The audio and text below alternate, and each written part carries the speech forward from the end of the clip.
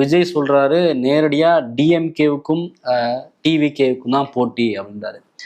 இதன் அடிப்படையில உங்களோட டேட்டா பார்வையில பார்த்தா அதிமுகவோட இடத்த விஜய் அவர்கள் பிடிப்பாரா, இல்லை அதிமுகவோட எதிர்காலம் என்னமாகும் அப்படிதான் யோசிக்கணுமா, இல்லை எப்படி?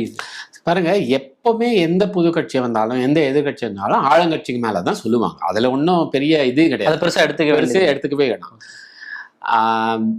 என்னை பொறுத்த வரைக்கும் நீங்க என்ன ஒரு ப்ரெடிக்ஷன் அப்படின்னு கேட்டீங்கன்னா, ஒரு ப்ரெடிக்ஷன் நான் சொல்றேன். 2026க்கு அப்புறம் அதிமுகன்ற ஒரு சக்தி இருக்காது. அதிமுக ஒரு சக்தியாக இருக்காது, கரைந்து போக ஆரம்பிக்கும் அப்படின்றீங்களா? இதற்கு காரணமா யார சொல்லுவீங்க? தலைமை இல்லாததா, இல்ல பிஜேபியோட சூழ்ச்சியா?